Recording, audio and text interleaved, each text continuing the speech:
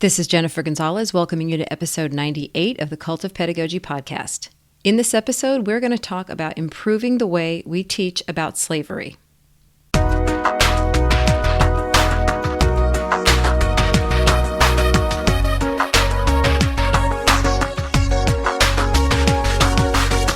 Every couple of weeks, I hear someone repeat some version of this sentiment. Slavery ended in 1865. Get over it.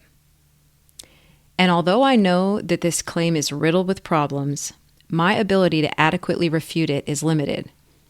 That's because my education on American slavery, its causes, and its aftermath consisted of answering end-of-chapter textbook questions in grades 5, 8, and 11.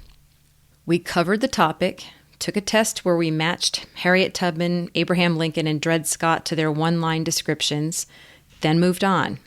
It was treated as a period of bad behavior in our country's history, behavior that the good guys ultimately put a stop to. And since then, things have been much better. The end. In the years that followed, I built a kind of patchwork understanding of slavery through books, college classes, and films. While every new piece has refined and expanded my understanding of the massive role slavery has played in our history and our contemporary life, the pieces still feel discrete, never stitched together into a cohesive whole. I feel like I'm still lacking a lot of information and insight. Still, if I'd never taken that initiative on my own, if I'd stopped learning at graduation, my knowledge of slavery might very well be limited to slavery ended in 1865. And that's where a lot of people are. Earlier this year, the Southern Poverty Law Center published a report about how the topic of slavery is being taught in the United States. The report reveals that most students have significant knowledge gaps when it comes to some of the most basic facts about slavery. And in many states, social studies standards related to slavery are incredibly limited in their scope. While teachers feel that slavery is an important topic to teach, many of them don't feel that they're adequately prepared or supported to do a thorough job. To address these problems, the Southern Poverty Law Center, through its website Teaching Tolerance, has put together a comprehensive framework for teaching American slavery, an outstanding collection of resources and guidelines for history teachers.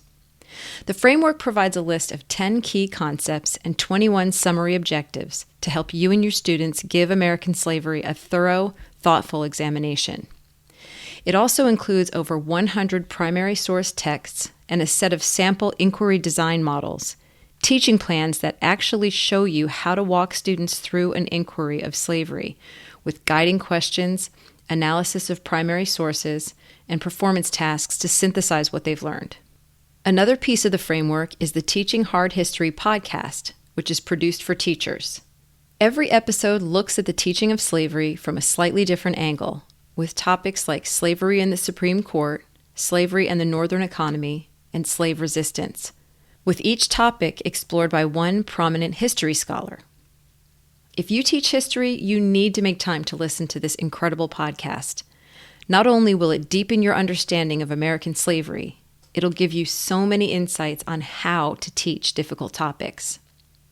The podcast is hosted by Dr. Hasan Kwame Jeffries, Associate Professor of History at The Ohio State University and Chair of the Teaching Hard History Advisory Board. Dr. Jeffries is my guest for this episode. We'll talk about some of the problems with how slavery is currently being taught, how the Teaching Hard History framework addresses these issues, and how teachers can get started using their materials. Support for today's show comes from Microsoft. Over the past few years, Microsoft has added some really impressive accessibility tools to its products, like Immersive Reader, which allows users in OneNote, Word, and Outlook to read distraction-free with adjustable spacing, limited line visibility, a picture dictionary, and the ability to hear any text read aloud to them. Or Microsoft Translator, which sends real-time subtitles in 20 different languages right to students' phones while the teacher presents from a PowerPoint. To learn more about all the incredible things Microsoft is doing to make learning accessible to everyone, visit cultofpedagogy.com/inclusive. I'd also like to thank our other sponsor, PeerGrade. PeerGrade is a platform that makes it easy to facilitate peer review in your classroom. Students review each other's work, while peer grade takes care of anonymously assigning reviewers and delivering all the relevant insights to teachers. With peer grade, students learn to think critically and take ownership of their learning. They also learn to write kind and useful feedback for their peers. Peer grade is free to use for teachers and students. And now, Cult of Pedagogy listeners can get 3 months of Peer Grade Pro free of charge. Just sign up for a free 30-day trial, then redeem the code CULT, C-U-L-T, to extend that free trial to 3 months. To learn more about Peer Grade, visit cultofpedagogy.com/peergrade, Peergrade. Finally, I want to thank you, as always, for the reviews you've left for this podcast on iTunes. These reviews help other people discover this podcast. So if you've been listening and you think other people would like the show, take a few minutes to go over to iTunes and leave a review. Thank you so much. Okay, let's get started with my interview with Hasan Kwame Jeffries about teaching hard history. I would like to welcome Hasan Kwame Jeffries to the show. Thank you so much for giving me your time today. Thank you. Great to be with you. And I asked you to come on here because I have been listening to your podcast. I've listened to about the first 5 episodes, and I just love it. And I want more teachers to know about it. We're going to be airing this in the summer. And so what I'm hoping is that lots and lots of history and social studies teachers will hear this and will dig into the materials over the summer and decide to start using them this fall. Wonderful. Yeah. And so before we start talking about the curriculum and the podcast, let's just start by having you tell us a little bit about yourself, the work you do, and how you came to become the host of the Teaching Hard History podcast. Well, certainly. I teach African American history at The Ohio State University here in Columbus, Ohio. My area of specialization is African American history, really with an emphasis on the 20th century, and the civil rights and Black Power movement, so social protest, Black protest. But I really take a long view look and understanding of African American protest and the Black experience. So whereas so much of my work focuses on the 20th century, you really can't understand the 20th century without understanding the 19th century and the 18th century. And you certainly can't understand the ways in which African Americans have responded to racial discrimination and white supremacy without understanding this sort of long view, long trajectory of the ways in which they have responded. So, that has been sort of the focus and thrust of my work. I became involved with the Southern Poverty Law Center in part because of my research and writing on civil rights. They had done a number of reflections on or status reports on the nature of civil rights curriculum and state standards in 2010, 2011, 2012. And I had worked with them on that. And we just began a series of discussions about, there's difficulty in teaching civil rights, but sort of there's even more difficulty or just as much difficulty in teaching about slavery and how do those two connect. And so they launched this project on really trying to understand the obstacles, the difficulties in teaching slavery. And they asked me to be a part of the Scholars Advisory Committee, actually to chair the Scholars Advisory Committee. And they put together a fantastic group of people, about a dozen scholars or so. And they did a lot of legwork. Kate Schuster is the sort of brains behind a lot of the legwork and looking at how teachers and state curriculums are going about talking about and teaching the history of slavery.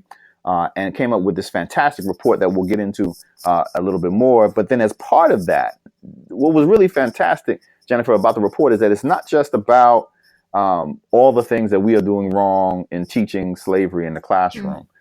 It really is a sort of multiple approach to not only saying this is what we're doing wrong, but this is what we need to be doing to get it right. So offering resources and a framework for understanding, and the podcast on which they asked me to host, which has really been a lot of fun and really offers a lot of great material. So, okay, good. And that's actually really refreshing because I think there's a lot of work going on in the world in general that's good at pointing out problems, but not necessarily offering any alternatives, any solutions. And I think there's a lot of people out there that want to do the right thing and they just don't know what it is they're supposed to be doing. So go ahead and describe what is the Teaching Hard History curriculum? So first, I think it's important to begin with the title and the name. Okay. Why do we call it, sort of teaching hard history? Why do we call it hard history?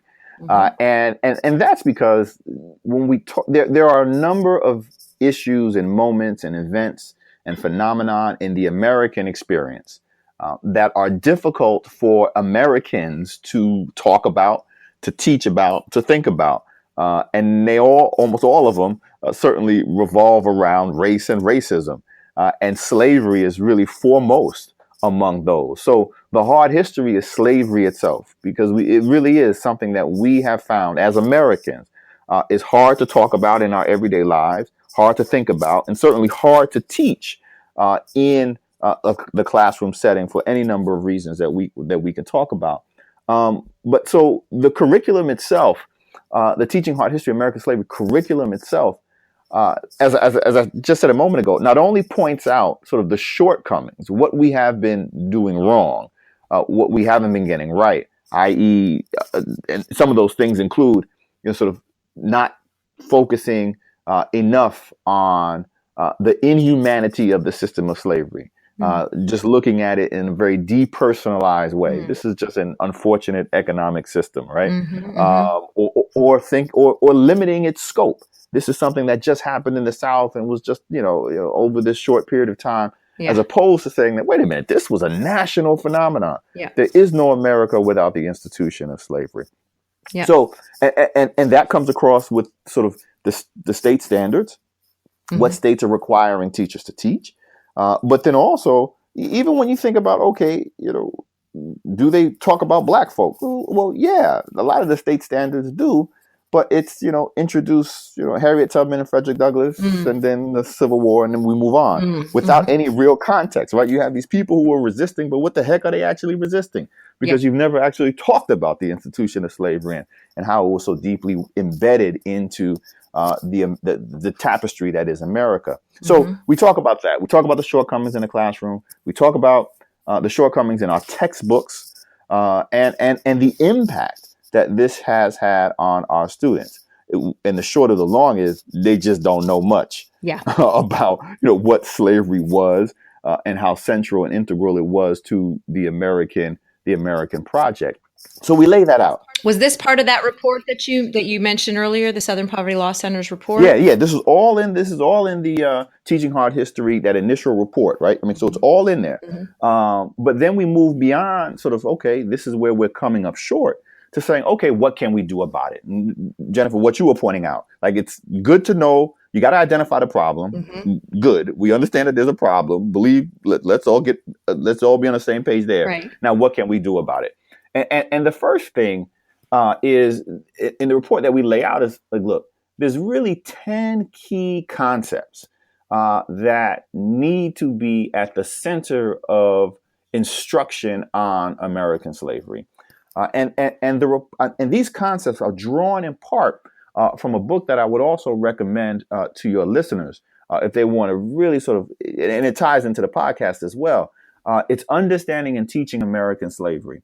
Okay. It's about 2 or 3 years old, published by the University of Wisconsin Press. They have a whole series, Understanding and Teaching X, Y, and Z, Civil Rights Movement. But this is Understanding and Teaching American Slavery.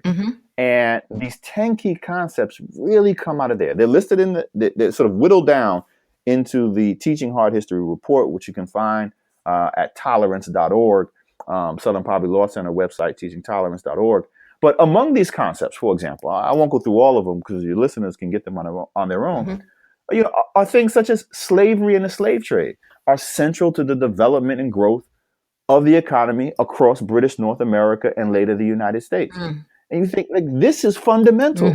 Like, if you are not teaching this, not just about slavery, but about the development of America, if this isn't part of that U.S. history class, that social studies, that government class, then I don't know what the heck you're actually teaching. Yeah, I think the truth. I think I just listened to an episode that did such a good job of that, because it was talking about the textile industry in the Northeast Mm-hmm. And how they were making, I think it was about denim. They were making like jeans that Right. were worn by the slave. And like you start to think about, sometimes I think it really helps to just be an adult and you understand like how all of these things actually work. Like somebody has to sell them the clothes to put on the slaves. And then I don't know. It was amazing. I feel like how your podcast ties all of these things together in a way that it's so eye-opening. But that's what we hope would be the response, right? Yeah.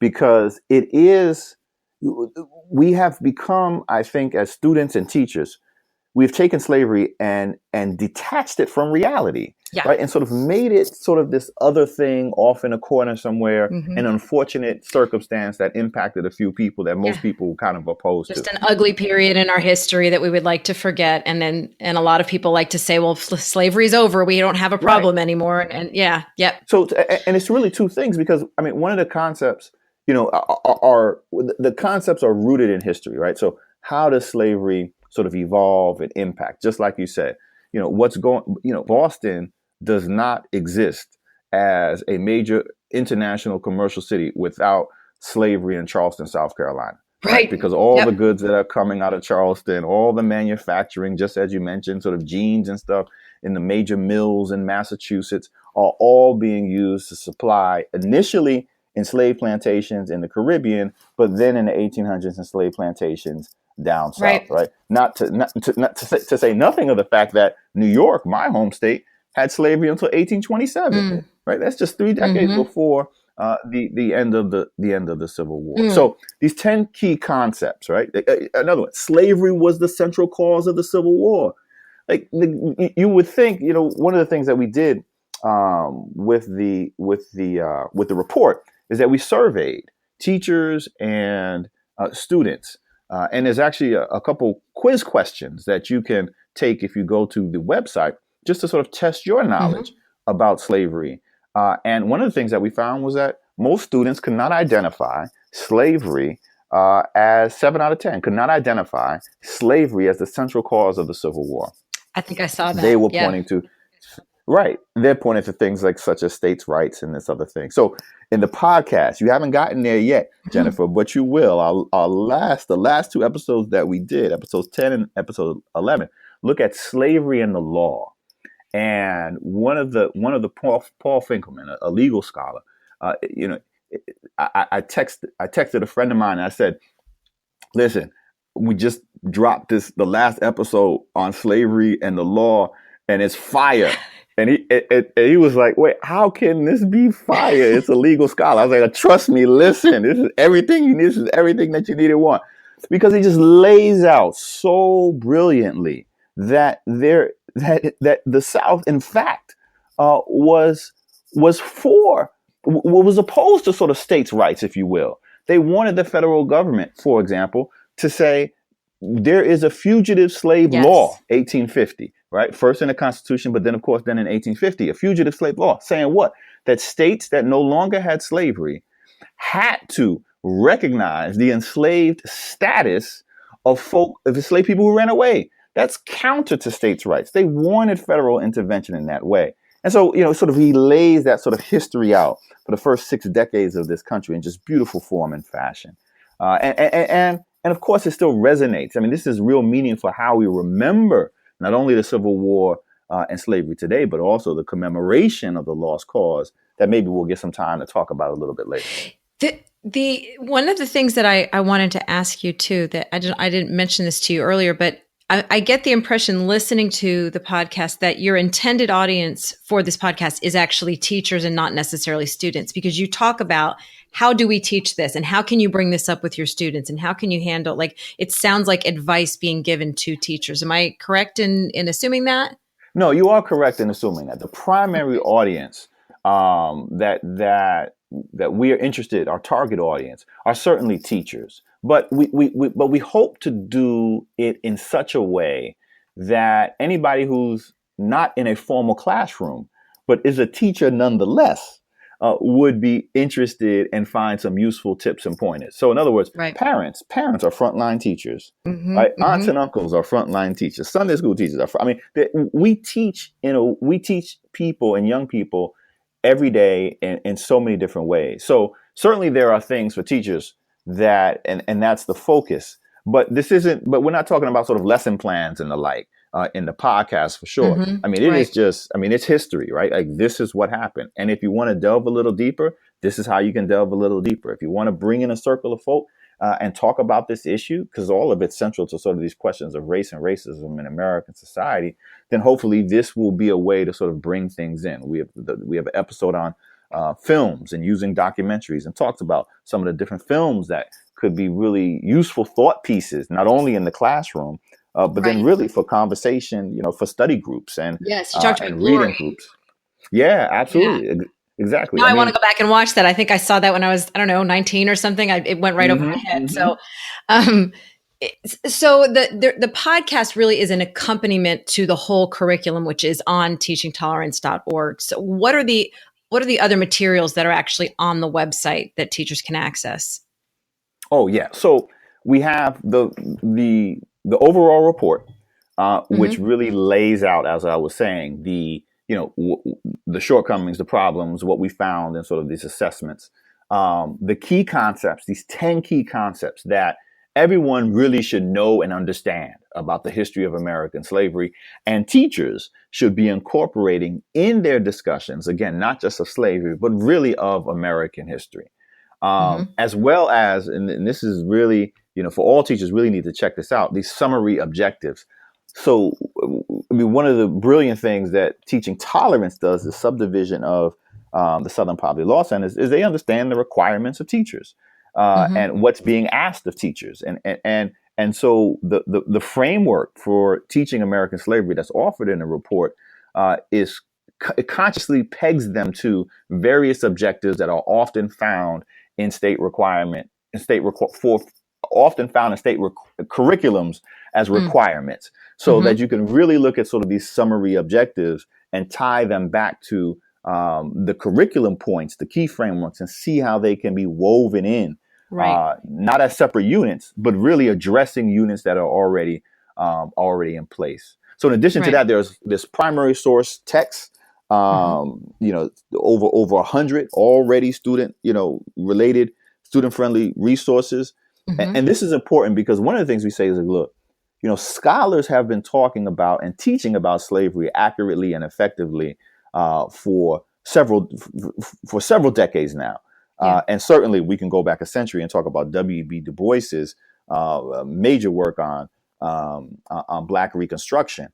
But more recently, in the mainstream scholars have really been teaching this accurately and effectively, and pointing to and have brought to the surface primary source material that is there's nothing better than actually looking at sort of these documents and words, letters from enslaved people.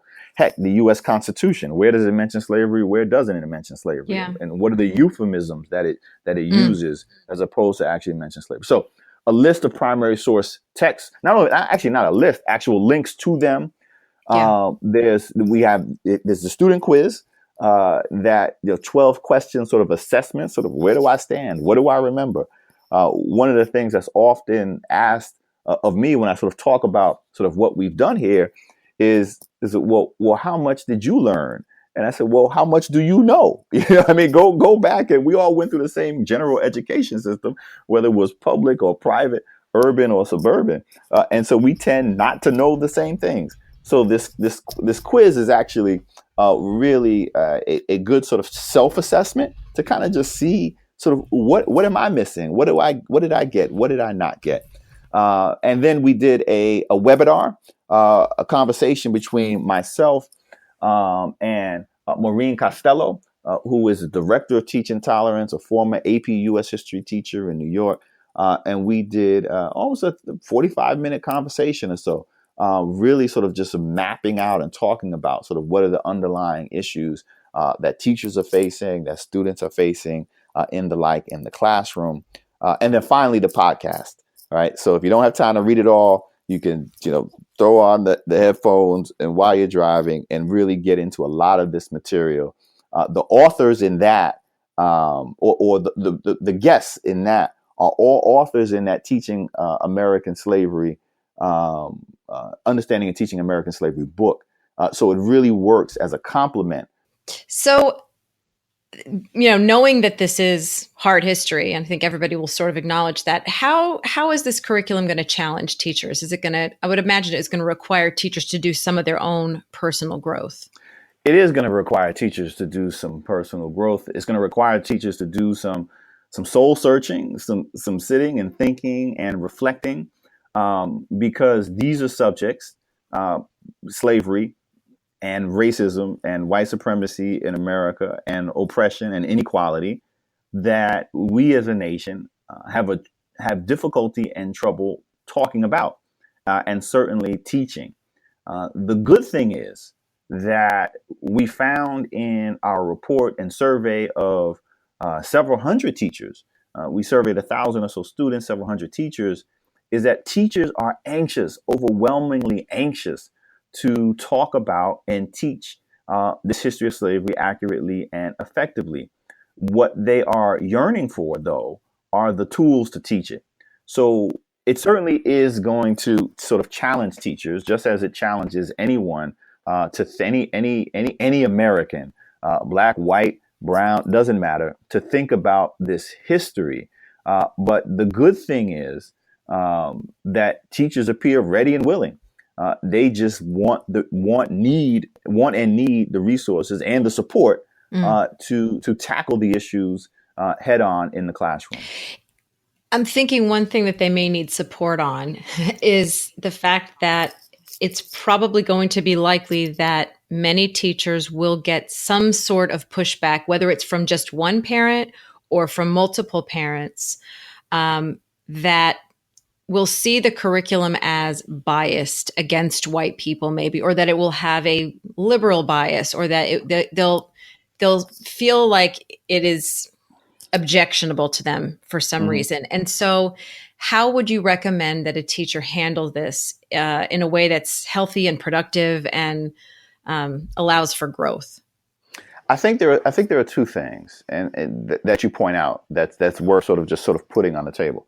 The first is that sort of white people are afraid of talking and teaching about slavery, and then and that becomes like, why, right? Like, one, it could be sort of concern of sort of not knowing and understanding sort of what its history was, and what are the implications or for my children and myself for learning about this. Is this just sort of an indictment of white people for being white? And that, it's interesting because that fear, that phobia, that concern isn't so much about the past as it is about the present. Yeah. And so part of the so what we're really talking about are educational politics, because there shouldn't be anything in the past that we honestly should not, as teachers and scholars, be afraid to deal with and touch upon. Like, we talk about slavery all the time. We talk about slavery in the Greek world and the ancient world. We good Bible Belt Christians talk about slavery all the time, right? I mean, in the Old Testament. So what is it about this American slavery that is causing people, to have these conniption fits? And part of it is, what are the contemporary implications, right? Because if you look deeply at slavery, and it's not so much a personal indictment. I mean, that's the fear, right? Like, oh, it's this personal indictment. Slavery doesn't exist anymore. I'm being blamed for all the woes that have befallen the country. Well, look, slavery has a legacy, and that legacy is white supremacy, and white supremacy has served as a justification for discrimination and disenfranchisement and racial violence for 150 years after the end of slavery. You just got to deal with that. Right now, we can sort of, we can sort of pick that apart and figure out sort of what are the meanings and implications of that. But before we even get there, without even talking about the contemporary, we just need to get the history right. Right? We need to talk about sort of, how is it embedded in the Constitution? What are the connections outside of the South? What are the ways in which Black folk resisted? So the hesitancy on the part of many whites, just generalizing, right? On the part of many whites, is certainly more about the present, right? And then and that's more of a political calculation than anything else. Yeah. There's also and that could be if we're lining people up on sort of a left right spectrum, that might be a little bit more on the right leaning side of things. Yeah. But on the left leaning side of things, as you pointed out, Jennifer, there can tend to be this concern for maybe not so much white guilt, but for sort of bringing up issues that would offend sort of black folk, that would shame black students. So here's a sensitivity, right? Like, Yeah. I don't want to do this and get this wrong and just have black kids thinking that that they're somehow being singled out for this. Yeah. Well, I mean, that's a fair point. And the way that slavery has traditionally been taught in our schools does in fact do that, right? When you just go through, happy American history, and then, in February, you want to talk about enslaved people and slavery, and then swing back to happy American history, but a black kid sitting in the room is like, what the hell was that? Right? Like, of course it's isolating. Of course it's, sort of marginalizing. So the point, and so what has to be done by the teacher then is to say, look, we have to understand that slavery is an integral part of the United States history, right? And it's not just a chapter. It's not a a one-off thing, and we have to weave it in throughout. But we also don't do it in a way that makes that further dehumanizes African Americans. So the key is not about sort of a fear of sort of upsetting black students, right? What upsets black students, and I have a little bit of authority on this as a black student, what upsets black students is when we don't get it, right? So intuitively, students of color, when learning about the history of slavery as it's traditionally taught, right, that especially doesn't talk about sort of African American resistance to slavery, when they hear it taught in this sort of way, it's an economic system, and then you sort of move on and get the Civil War, black students are like, that don't make no damn sense to me, because like, I understand, growing up wherever I am in America, the problems and issues and racism around me. So you mean that there would be no resistance, that they just tacitly accepted it? We have this whole Kanye West thing, right? I mean, Kanye West is a product of our American educational system. And a great example of what happens when you don't talk about and teach about the ways in which African Americans resisted to slavery on a daily basis, right? Not always in rebellion, but most often in these small ways, just to carve out a little bit of a space, because the ultimate objective for the vast majority, 99.9% of enslaved people, was to survive, right? To live to see the next day. Right. And so when you talk about resistance, and this is the key component, when you talk about resistance, you return the humanity that had been stripped away from the enslaved people. And so that's the way you sort of get over that fear of you're going to marginalize or upset black students. Right. And that's also, Jennifer, I could just say, so that's on the sort of the white spectrum. On the black spectrum, you also have a lot of black parents who are like, look, just don't talk, let's just stay away from slavery, right? And you have a lot of people like, well, wouldn't black parents want our students, their black students in particular, sort of learn about this? And it's like, yeah, but not the way it's been taught, right? So just if you're not going to teach it right, right, and we don't trust you to teach it right, then just stay away from it.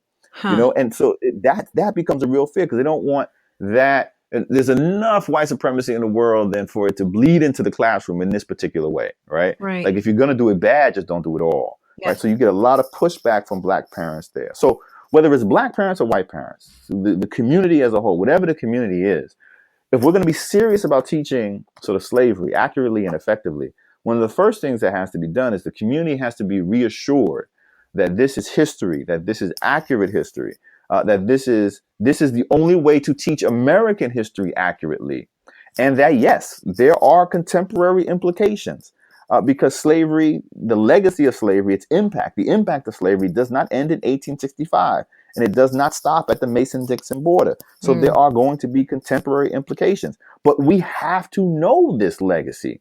We have to know these implications in order for our students to understand not only the world around them after slavery, 150 years, but the world around them today. So it sounds like, especially if you're in a community where you are pretty sure this is going to be a problem, to maybe be proactive ahead of time, send people links to the curriculum ahead of time. This is what we're going to use. Here's why. Maybe send a letter out to parents, several weeks beforehand so that everybody has a Absolutely, chance to look absolutely. at the materials. Okay. Yeah, yeah, no, I know you hit the nail on the head. You have to be proactive. You have to go after. You have to get community buy-in because there is going to be skepticism. There's going to be doubt, and this isn't just a Texas problem, right? I mean, this isn't Yeah. just an Oh, no. Alabama Yeah. problem. This is Ohio. This is Right. New York. This is everywhere. You have to get the Yeah. community to understand. Like, look, this. If you are not teaching American history, if you are not teaching American slavery as an integral and central part of American history, then you are committing educational malpractice. Mm. Period. Period. Point blank. Yeah. So we have no choice as educators but to say we have to confront this. But as Americans, as teachers, as people committed to education, we are running up against not just a wall of silence and some a wall of denial that is new. This is like deeply entrenched and embedded in our society. The framers of the Constitution, they couldn't even bring themselves to literally say the word slavery, right? I mean, they use these sort of euphemisms in the Constitution. So we've been in this practice of silence for 250 years. So it is not going to be broken overnight, but we do have to raise our voices. Otherwise, that silence will persist. That the next question that I was going to ask you, I realize now after talking to you that I probably need to change that. I was going to ask you that if a teacher only has a short period of time to cover this period in history, what would you recommend they focus on? And now I'm realizing that, quote, this period in history is Mm. already revealing some ignorance because we're talking about 150 to 200 years or Right, more, right. which is sort of like it's a component of a whole lot of other time periods of American history. So it's something that can be just woven in and not just now is the time that we teach slavery. But you did have some recommendations when we're talking about the super concentrated Yeah, um, right. time when it was legal and being fought for. Jennifer, I mean, you hit the nail on the head. I mean, it is the whole point of what we tried to put forward is that this isn't just a period, right? This isn't just sort of a chapter that you can relegate, to the Mm, first part of American history, textbook or survey on American history or government. Like we have to be talking about slavery in every aspect of social studies, in every aspect of sort of American history. So when we're talking about government, and the American political experiment, you know, you cannot talk about that without talking about the ways in which slavery, its protections, its expansion, is being protected, is being shaped, is being is protecting, shaping, and influencing the way in which our government is evolving. You can't talk about the Civil War without talking about slavery. You can't talk about sort of the Jim Crow era, the mm-hmm. post-progressive era, without talking about the efforts on the part of white Southerners to maintain the basic relationship between whites and blacks that existed during slavery. One of the things that we the conversation, like, what are we going to talk about if we're going to weave slavery in to our curriculums and teach it accurately and effectively, doesn't end in 1865. We often say, oh, slavery ends, Civil War, we can turn our attention to something else. No, Right. people didn't just sort of say, oh, okay, our bad, like let's just move forward. No, I mean they fight, right? White Southerners are Yeah. fighting tooth and nail to maintain Yeah. the basic economic, political, and social relationships that undergird the institution of slavery, and they do that for 100 years until finally the federal government is brought in and said, "Look, we need some more legal measures to sort of move away from these relationships." And then for another 50 years after that, you still have them fighting, fighting those same battles. You can't talk about the 20th century without talking about slavery. So, in other words, we're going to talk about slavery while slavery existed. And there, to answer the initial question that you were asking, I said, look, if you can only talk about one thing, talk about resistance to slavery, Yeah. because that returns the humanity to a people that are so often dehumanized, both in the past and in the Right. present. Right? Even a simple thing, just quick, even a simple thing of saying, referring to them not as slaves, but as enslaved people, Right. right? To say like, wait a minute, and slavery is a status, right? These people weren't born slaves; they were born into slavery. So let's refer to them as enslaved people, and even that little step returns a bit of their humanity. Yeah, I'm remembering part of a conversation in one of the episodes too about how that will send your students of color today a much more empowering message, as opposed to just painting them as victims of this thing that happened. Show all of the resistance, as a way of what you were talking about before, that sort of cognitive dissonance that they're thinking, how are they not fighting back at Right. all? And you're saying, oh no, they were. Look, Exactly. here's what they were Exactly. doing. And it's a great. Yeah. We had a great one of the episodes, the one that we talk about on the podcast about resistance. It was a teacher who reached out who was listening to the podcast, and she was saying, I'm struggling trying to figure out, how to teach this stuff to my students. And she had Arkansas and majority Black students, young, fifth or sixth graders, if I recall. And I was like, look, talk about resistance. Look, these kids, they want it. And she said, she sort of reached back, and it was amazing. She said, I just sort of bit the bullet and was like, look, we got to talk about this. We got to teach it. We're going to talk about slavery and this, that, and the other. And she said Black students, she said, they got so mad, but they weren't mad at her. They were mad at the fact that this hadn't been taught to them before. Oh, I mean, it was truly a righteous anger, right? And she said at that point, they were ready to roll. She's like, I had never had these students so engaged before, right? Talking about slavery. Because, look, students intuitively know that this stuff, especially if you're a student of color, or if you are a white student, right? So, my students who I get from rural Ohio and the suburbs, white students from rural Ohio and suburban Ohio, when I get them in the classroom and we start talking about sort of American slavery and Jim Crow and the civil rights movement and lynching, right? They're like, wait, what's lynching? Oh. Like they had no idea. And so they're shocked and surprised. I'm like, all right, well, let's walk it back. Like, what is this and why is it the case? And then they're like, first, I mean, it's I forget what those 5 stages of mourning, the grief, anger. I mean, the kids go through all of it because they're like, what? Yeah. Like, if we haven't learned this, what else haven't we learned?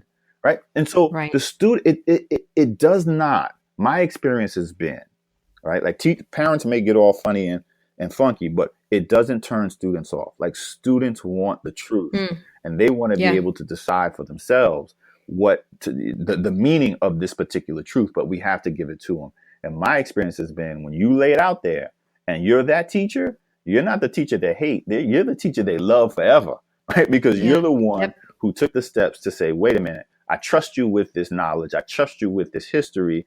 Here it is. Do with it what you will. Anything else that you would like us to know about this before I'm going to send people over to start digging into all these materials? I would say this is, if there's ever an appropriate title, I think this is it, Hard History, because it is hard. It is hard on us because we as a society haven't prepared us very well to deal with the past or deal with the present. And so, and it is so essential that we do. Like, how do you wind up with a Charlottesville of the last year and people talking about Confederate monuments and white supremacy and this, that, and the other without understanding its roots in American slavery and the birth of white supremacy in American ideology to justify slavery and then to justify Jim Crow and the emergence of these Confederate monuments, not in 1865, but in 1915 and 1960, as African Americans were fighting against white supremacy and Jim Crow.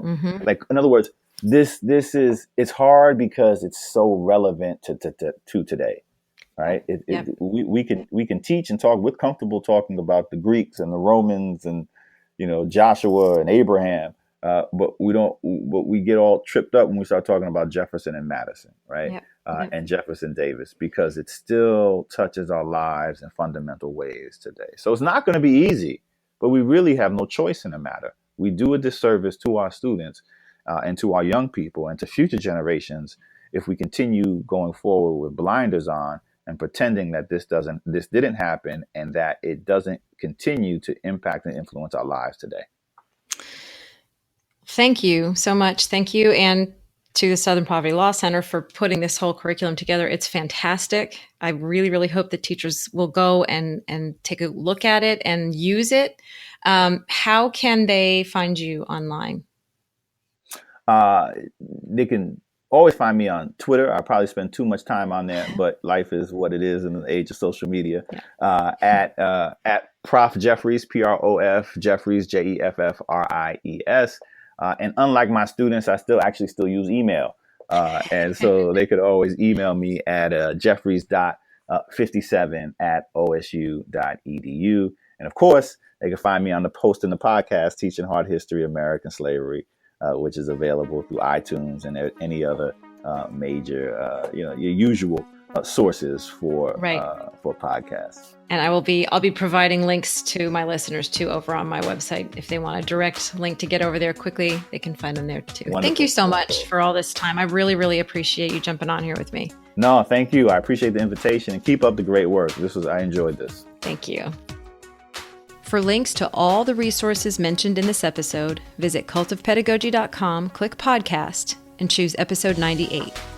To get a weekly email from me about my newest blog post, podcast episodes, and products, sign up for my mailing list at cultofpedagogy.com/subscribe. Thanks so much for listening and have a great day.